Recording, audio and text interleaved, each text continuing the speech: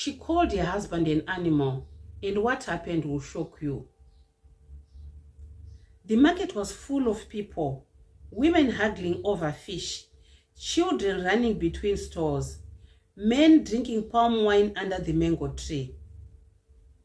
My wife's voice cut through the noise like a knife. "Look at this animal I married," she shouted, pointing at me. "Even a goat has more sense." Laughter erupted around us. My face burned. My hands shook. For years, I had swallowed her insults. This was different. She had humiliated me in front of the whole village. I wanted to disappear. The ground should have opened and swallowed me, but it didn't. Instead, people whispered. Some pitied me, others laughed. My wife, Adana, stood with her hands on her hips, her lips twisted in a smirk. She enjoyed this. She always enjoyed making me feel small. I had spent years working, providing, keeping quiet while she mocked me. But today, something inside me snapped. I didn't say a word.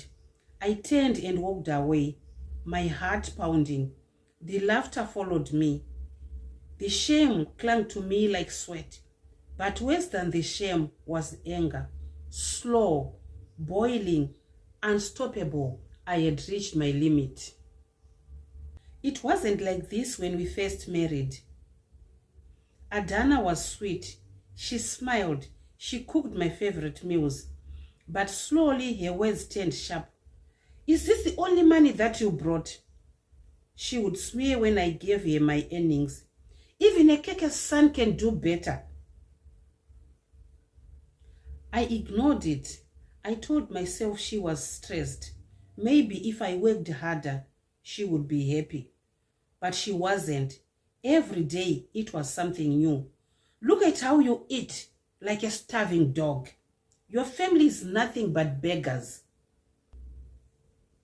I never responded. I didn't want fights. I wanted peace. So I swallowed my pride and kept quiet. Maybe that was my mistake. The worst was when she did it in front of others.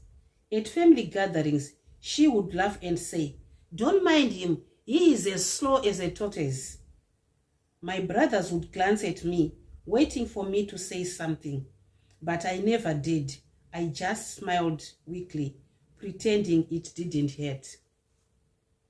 The day before the market incident, I came home late. The rains had ruined the roads, and my bicycle got stuck in the mud. When I got home, Adana didn't ask if I was hurt. She didn't care that I was tired. "You are useless," she spat. "A real man would have found a way." That night, I lay awake staring at the roof. I thought about my father. He always said, "A man must be strong." But was this strength? Enduring abuse, letting a woman shame me daily? I had done everything for her, built our house, paid her brother's school fees, even ignored when she flirted with other men, and still it wasn't enough. The next morning I woke up with a heavy heart. I knew something would happen. I felt it in my bones. And then at the market, she called me an animal, and I knew I couldn't take it anymore. That night, I didn't sleep. Adana's words echoed in my head. "Look at this animal I married." The more I thought about it, the angrier I became. I had given her everything, my money, my patience, my silence. And what did I get in return? Mockery, humiliation. I sat outside our hut, staring at the moon, and made a decision. I would leave. The next morning, I packed my belongings, a spare wrapper, my father's old knife, and the little money I had hidden under the bed. Adana watched me, her arms crossed. "Where do you think you are going, you fool?" She sneered. I didn't answer. I just walked out. She laughed behind me, thinking I would come crawling back like before, but this time I wouldn't.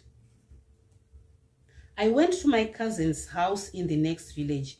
He took me in without question. The first time in years, I breathed freely. No insults, no shouting, just peace. Months passed. I found work as a farmer, tending a rich man's yam fields. The pay was small, but it was honest work. I saved every coin, dreaming of a better life. One evening at the well, I met Neka. She was a widow, kind-eyed and soft-spoken. And like Adana, she didn't mock my quietness. She listened. We started talking. She told me about her late husband, how sickness took him too soon. I told her about Adana, though shame made my voice weak. Neka didn't laugh. She shook her head. No man deserves such treatment, she said.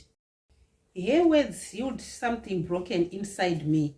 Slowly my heart opened again. Neka was everything Adana wasn't. Gentle, respectful, grateful for small things. For the first time in years, I felt like a man, not an animal. News traveled fast.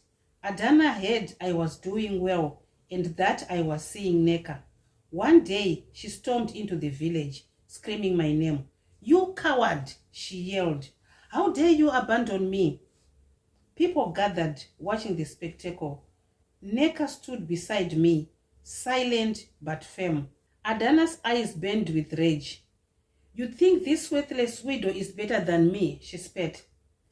I had heard enough. "Yes," I said firmly. "She is." The crowd gasped. Adana's face twisted in fury. She lunged at Neka, but I stepped between them. "Touch her, and you will regret it," I warned. For the first time, Adana saw something in my eyes that scared her. She backed away, cursing. But the damage was done. The whole village knew the truth. She had lost me forever. Neka and I married under the old baobab tree, surrounded by friends. No insults, no shame, just happiness. I built her a small hut near the river, where the air was fresh and the noise of the village wouldn't reach us. She bore me 2 strong sons, and for the first time, I felt like a real husband, a real father. Adana, meanwhile, grew bitter. She moved from man to man, but none stayed. Her tongue was too sharp, her anger too quick. The village whispered about her, how she had driven away a good man with her cruelty. Sometimes I saw her at the market. Her once proud shoulders slumped. She never spoke to me again, and I didn't care. Years passed. Adana's beauty faded, and so did her chances of finding another husband. No one wanted a woman known for her wicked tongue. She lived alone in a crumbled hut, relying on the pity of neighbors for food. One rainy season, fever swept through the village. Adana fell sick. No one visited her. No one cared. When she died, only the village elders buried her in an unmarked grave at the edge of the forest. I heard the news but felt nothing. The woman who had called me an animal was gone, and I was happy. Neka and I grew old together. Our sons became strong men, respectful and kind, nothing like the broken man I had once been. On quiet evenings, I sat outside our hut, watching the sunset, and thanked God for my second chance. Adana had tried to break me, but in the end, I won. I found love, I found peace, and she died alone, remembered only for her cruelty. Some say life is fair, others say it isn't, but I knew the truth. Sometimes the wicked punish themselves.